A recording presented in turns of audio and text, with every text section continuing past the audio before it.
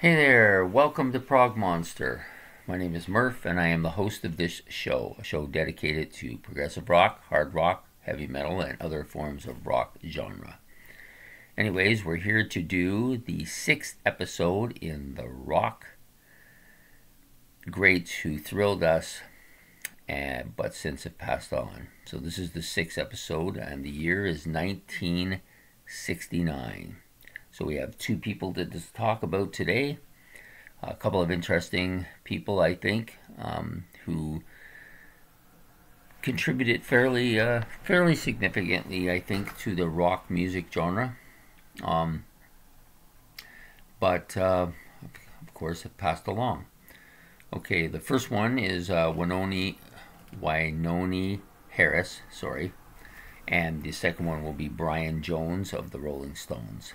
Okay, so we'll start with Wynonie since he passed on first. Okay, I'm gonna put my glasses on so I can read some of my notes here. Okay, so the vital statistics on him, very simple. He was born August 24th, 1915 in Omaha, Nebraska, and he died June the 4th, 1969 at the age of 53 in Los Angeles, California. The instruments he played was guitar, but he also did vocals as well. He was active from 1935 till 1969, and his parents were Maley Hood Anderson, and his father was uncontested. They really weren't sure who that was. It was never actually documented. He had three children, Mickey, Wesley, and Patty. His most notable musical successes, he started out with the Five Echoes on vocals, and then the Preston Love on vocals and guitar. And then later he was solo. During his solo career, he recorded a song called, what was the name of that song? Good Rockin' Tonight. The two most notable things about this song was, first, it was considered by many to be the actual first song to maybe be considered a rock song. It was definitely a proto-rock song at the very least. He put this song out a year after it was originally released by Brown, but Brown's was more soft and didn't have that kind of rock flair to it, so most people consider this song by him to be the actual first kind of rock song. The other thing about it had a lot more energy to it, basically, from my understanding of the song. I tried to find it, but I couldn't find it. The other notable thing about this, couple things, like a lot of this was by the great historian Paul McCartney, who loved to research this stuff, said that he was actually one of the first successful songs to incorporate the word rock in the title and in the song. So, like I said, many feel that this might be the first actual rock song. Okay, so the other notable thing that this man did, and I think it's pretty notable that he's already done this part, which is maybe launched rock and roll music in some way, but he is not given credit for that because it wasn't really that big. Like he was known, his song was known and stuff like that, but he didn't have a huge impact. However, he did have an influence on Elvis Presley. Basically, his stage presence in his stage show, the way he moved around on his show, Elvis was known to find what he did very and used it in his stage performance. Many feel that he didn't even take Wynonie's stage style as aggressively as he did. So he was actually toned it down a bit for television, I guess. Whatever was his reason, I'm not sure. Because that was what he was most known for, is his influence on Elvis Presley. That's a pretty big influence, though, to have on such a impactful person to the rock genre. And so that's what I know most about him. I did try to find some of his stuff to listen to because I always like to hear the music that the person is playing, so I can kind of gauge how much of the facts I'm actually reading. But I wasn't able to find anything. I'm not really sure why. Maybe I punched it in wrong. That's possible. Anyways, I seem to be having a problem with words today. But at any rate, so this is what Wynonie Harris was known for. Also, the genre that he played in was primarily R&B and blues, and then later into rock and roll and, geez, I can't even read my own handwriting. And oh yeah, he was also influential in swing. So these were the genre of music that he was into. So there you have it for Wynonie Harris. Now on to Brian Jones, who I'm sure people may know quite a bit more about. Brian Jones, the founder and probably the leader of the Rolling Stones initially. So Brian Jones was born Louis Brian Hopkins Jones. He was born on February the 28th, 1942 at Cheltenham, Gloucestershire, England. Boy, I'm not really good with these. Died on July 3rd, 1969 at the age of 27. Yes, he was part of the 27 crowd. Hartsburg, East Sussex, England. Okay. He was part of the rock, blues, world, and psychedelia music scene. His instruments included guitar, harmonica, keyboards, sitar. He seemed to be one of these people. He also played harmonica and a few other instruments. He apparently got fairly bored early with the instruments he would be playing, and would always be looking for something new to learn. He actually taught, from what I've read, he actually taught I want to say Keith Richards, but actually it was Mick Jagger that he taught to play the harmonica as well. He was active from 1957 till his death in 1969. His parents, Louise, I can't read my handwriting again. Oh yeah,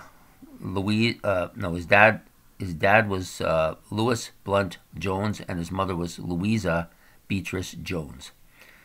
He had three siblings, Pamela, Barbara. There was three of them. He was the oldest of three. His second sister died after about a year, and then his other sister, Barbara, was still alive. Had lots of children. I didn't realize that he had like at least 5 or 6 children over a 5 or 6 year period. Seems to, and different people, of course. That was the rock style, right? The original rocker. I'm not going to name all his children. None of them really had a great deal of influence on his music or his career, but there was, just needless to say, he had at least 4 or 5 anyways. Okay, so his notable things: he founded the Rolling Stones. He coined the name from the Rolling Stones, which he took off of an album cover that said Rolling Stone. What else? His parents were also both played piano, and so he came from a family of musicians.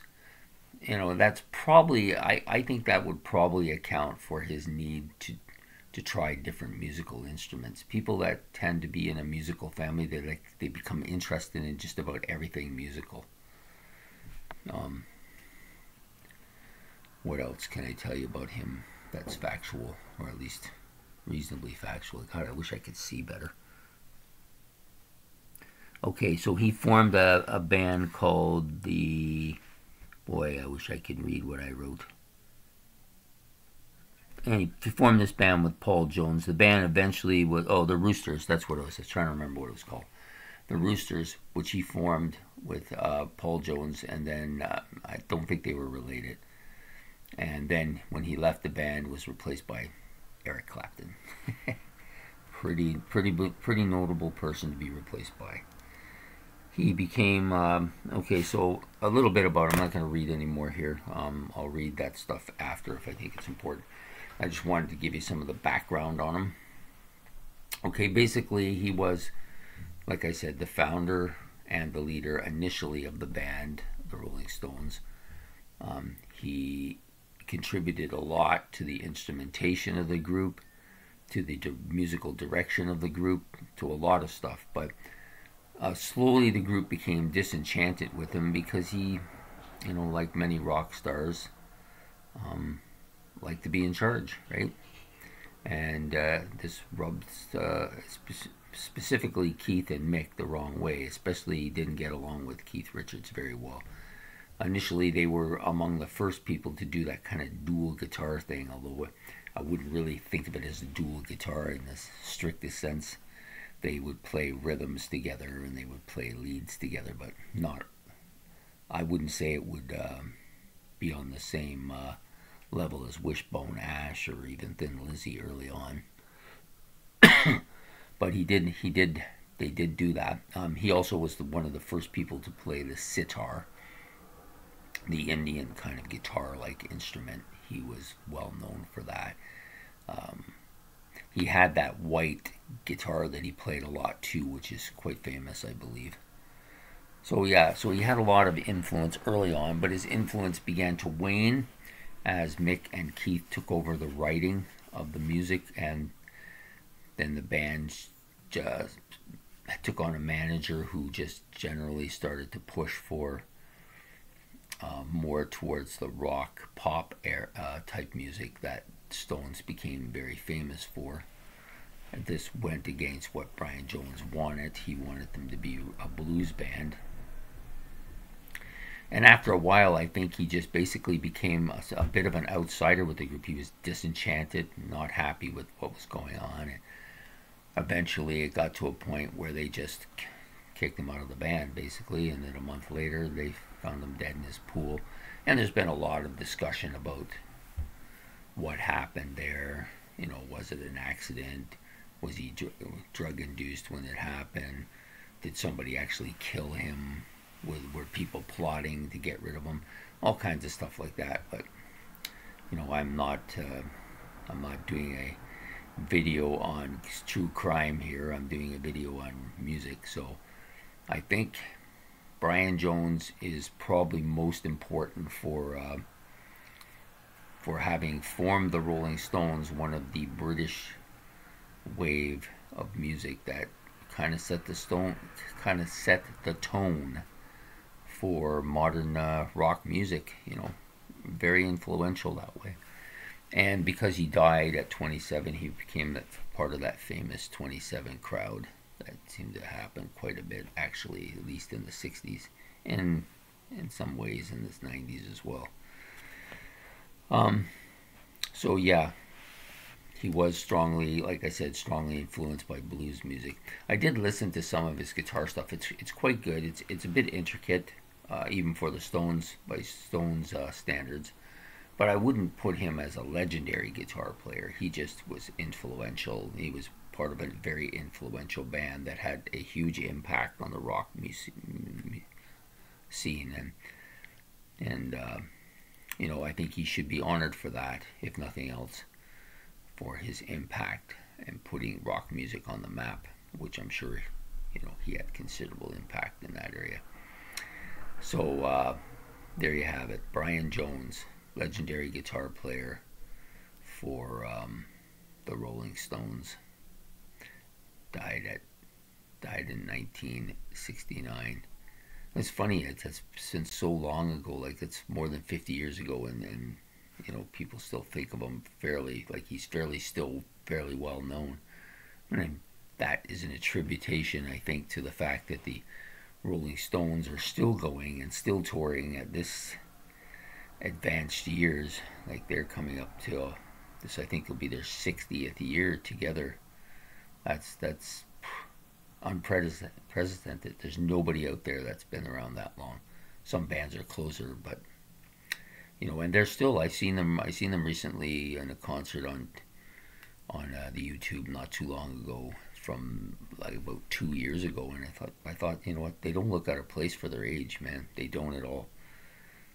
And a band that's made a lot of really good, strong, solid albums and music, and it's a tribute to Brian Jones that he was part of that original lineup of the Rolling Stones. So there you have it. Rolling Stone legend Brian Jones. So I hope you like this video. And if you do, please like and subscribe. And, you know, we'll be putting out another one of these again in 2 days. So it's every 2 days. This one will come out tomorrow morning.